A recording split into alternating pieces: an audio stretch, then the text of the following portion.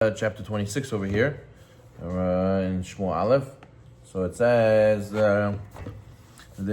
ויבוא הזיפים אל שאול לגבעת לאמור, הלא דוד מסתתר בגבעת אכילה בני השמעון.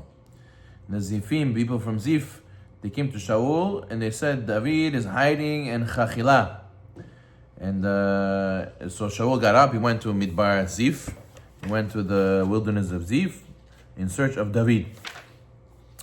So even though really before, technically David and Shaul, they made peace. Yeah. He cut off his jacket and he said, I don't want to hurt you. Listen, I could have killed you. Let's make peace. And Shaul now again is looking for him. And David sends out scouts and he finds out, וישלח דוד מרגלים וידע כי בא שאול לנחון. He sends messengers and he finds out that Shaul is looking for him.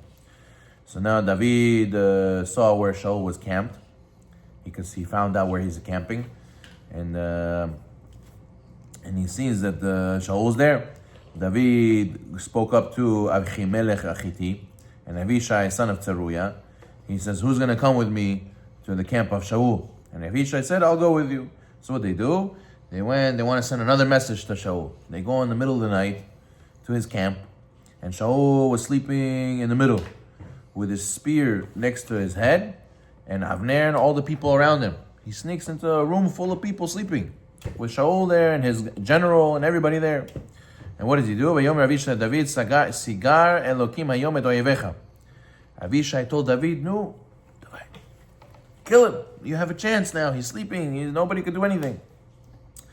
But David said to Avishai, "No. At ishtahitu ki mi shalach yado Mashiach Hashem v'nika." He says, no, leave him alone. How can I? He's at the end of the day, he's officially still the king. I cannot do this. And he says that he will not, Hashem will strike him with illness, or his day will come and he will die, or he will go to battle and die. I let Hashem kill him. I'm not going to kill him. So what did he do? He told him instead, kahna tahanit v'tzapahat hamayim v'nelcha lanu. Take the spear, take the flask of water, and let's go. So he says, let's get out of here. So what did he do? David takes it, and no one saw, no one woke up, nobody knew. They were in a deep sleep. So then David goes back to a far distance, and he calls out to the people. He calls out to Avner ben Ner. He says, hello, Ta'aneh Avner. What's going on? Why don't you answer me, Avner? He says, what are you doing shouting at the king? He says, listen, you pride yourself as the general of the army, general of the king, and look, where's the defense? Where's the security over here? He says, what are you talking about? He says, yeah, I came, nobody was watching over the king, to Zaparo. He says, why? He says, look, tell me now, where is the spear and the flask of the king? Show me. So he looks for it, and he sees that it's true, it's gone. It was next to his head, and now where does it? David has it. So now Shaul, he gets the attention of Shaul. Shaul says, who's this? This is David. And now David wants to give another speech to Shaul. He says, why are you pursuing me? What did I do to you? Let the king listen to my words. If Hashem incited you against me, let him accept an offering. But if it's coming from you, may he be cursed before Hashem. Because they have driven me away this day from attaching myself to Hashem, as if to say, go worship other gods. Meaning you're causing me such problems. I can't be normal and serve Hashem. It's as if you want me to serve Avodah Zarah. And he says, now, Ali pol dami arza, don't let my blood be on the ground, away from Hashem's attention, right? And for the king of Israel has gone to seek out a single flea, as one hunts the partridge in the mountains. You're chasing me like a bug. I'm a little bug. Who cares about me? Leave me alone. Why do I have to fight with me? Shaul then says, Chatati, I sinned. Okay, come back. Shuv beni David. It's his son-in-law at the end of the day. Come back, my son. I will no longer cause you harm. Your life is precious. Yekara nafshi beinecha. Your life is precious in my eyes. I have been very foolish. Iskalti ve'eshge arbe meod. I was very foolish. Thank you. I was very foolish and I made a mistake. Therefore, David said, here, take the spear, Send the messenger, take your spear back. I have no desire to fight you. And just like your life was important to me in this day, so my life will be important in the eyes of Hashem. It will save me for all misfortune. And David went in his way, and Shaul went on his way. So that's the second time Navi could have killed Shaul, and he doesn't kill him, and he makes him admit that he made a mistake. Now we have to over here in this chapter, something very interesting, is the earlier, what did David do? David showed Shaul that he ripped a part of his cloak while he was in the cave. This proved that he had opportunity to kill Shaul, and he didn't, and he will never do so. However, Shaul's general Avner said, no, it's, the coat got stuck on a thorn. That's why it got ripped, and it's not David. David didn't do it. So now what happened? And he says, David has the corner? Oh, because he found it on the floor. That's how David has the corner. But over here, history repeats itself. David took the opportunity to take to kill him, and he took the spear and the flask. Over there, he calls out Avner. Why does he call out Avner? To prove to him, you see, this time you can't claim anything. This time I'm telling you that I really could have killed him, and I didn't. So over here, he says, Ha'im Hashem sitcha bi yarach mincha. He says, if Hashem is sending you against me, David is saying, if Hashem is sending Shaul against me, let him accept an offering. What does that mean? That means that David shouldn't have called Hashem inciting you. Right? When it was mean to incite. If Hashem is making you janganos against me, so that's not right how he spoke. David should have said something else, right? And it's like saying lashon hara against Hashem, or saying an improper word against Hashem. So what the pasuk says, that David the Melech made a mistake twice. That what?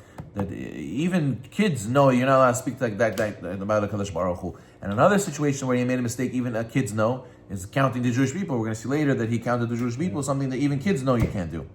So we see that David made these mistakes, and a person has to know that even though you could be in a winning position, you could be so wise, a person has to be careful. Simple mistakes like this, a person could still make. Okay, fine. Then he says that you drove me out from this day, attaching myself from attaching to Hashem, and you kicked me out of Israel, as if to say, go worship other gods. What does that mean? Who said that? Who told David that he has to go worship other gods? So the Chazal tell us in the Gemara that the fact that he had to run away from Israel, from where he lived, that already is considered like worshipping idols. That's like Gemara says in Masechet Ketubot. Whoever lives outside of Israel, it's as if kemi she'eno Eloah. It's as if he has no other God, meaning as if he serves idols. Because it's very easy to get lost in Galut and to believe in other things are important besides the Torah and the Mitzvot and Hashem. And also is when a person's outside of Israel, you don't feel the holiness. It's very easy for other things to get your attention, as opposed to in Israel, where the Kedusha is much higher, that a person can connect easier to the Shekhinah. On the other hand, in Israel, the Yitzhara is also bigger, but the Kedusha definitely is there. So therefore, David was saying, since when he was involved in Torah, so he was close to Hashem, but now that he's on the run, he can't learn Torah, he can't be in a regular community, so it's as if he's worshiping idols, because the Torah that I used to have, compared to what I have now, it's very easy for it to fall off, Chas v'shalom. It's very, very easy to lose myself. Okay, said it. So then that ends that chapter where Shaul seemingly says that he wants to give in, he wants to make peace. But now we're going to see chapter 27. We're going to do a little bit and we're going to stop. Over here is a very interesting case. So what happens in chapter 27? David says to himself, I think I'm going to die in the hand of Shaul. En li tov. There's no good for me than what to do. Haimalet imalet el eretz Plishtim. He said, I got to run away to land of Plishtim, and then he'll give up from me. He won't hear about me. And he ran away. He went to Achish, son of Moach, king of Gat. He went with after he heard Shemuel saying that, yeah, all this. He says, no. Yeah. So he went with his two wives, Achinoam and Abigail, and it was told to Shaul, David ran away to Gat. So he no longer looked for him. David said to Achish, if I find favor in your eyes, let them give me a place in one of the towns. He says to the king of Gat, give me a place to stay over here in your land. He says, so he gave him Tziklag. He gave him the city of Tziklag. He says, go live over there. and David lived there for 4 months and 2 days. So then what happened? So then they found the Amaleki over there. They go and he fights the Amaleki, and he destroys them. And Achish, the king of Gath, says, "What are you doing? I heard you're making raids over there. You're killing people." He says, "Yeah, listen, this is what I did. They have to destroy Amalek. There was Amalek over there, and therefore he says, don't worry, I'm not gonna go and hurt anybody else." And he goes and he reminds Achish that he's a normal person. He's not gonna overtake and overcome all the Plishtim. So therefore he goes and makes peace with them. But then afterwards, Achish says, "Wow, you're a very powerful person. You know what you do? I want you to make you my permanent bodyguard." That's what the king of Gath says. And in that time, already finished the Shemuel. They already passed away. They finished the mourning for Shemuel. And now the Plishtim, they want to go and fight the Jews. And what happened? So they encamped at Shunem.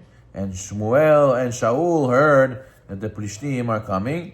So now, at that time, he didn't have Shemuel. It's the first war that Shaul has without Shemuel, and he's very nervous. Because usually, he asked Shemuel to ask Hashem if I should go to war or not. Now he has no Shemuel, so he's worried. And this is where he makes a big mistake. What does he do?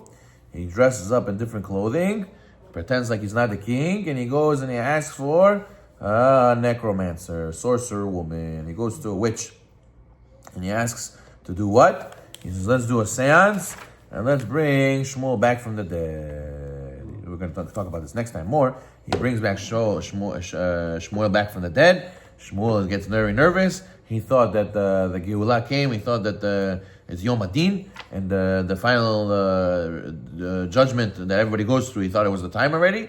And he got nervous. He says, "This is what you woke me up for? You woke me up for to ask me if you should go to war or not? You should be embarrassed. And you brought me through a seance. You used a witch to bring me back from the dead. What is this? What are you doing?" And we're going to see that he almost loses Olam Haba right here, Shaul, only because later he says he does the teshuvah, but where you see that this was a very big sin that he wasn't allowed to do this. We know we're not allowed to go and become hire sorcerers and do seances. Is karet la'alachat? It's karet to do a seance.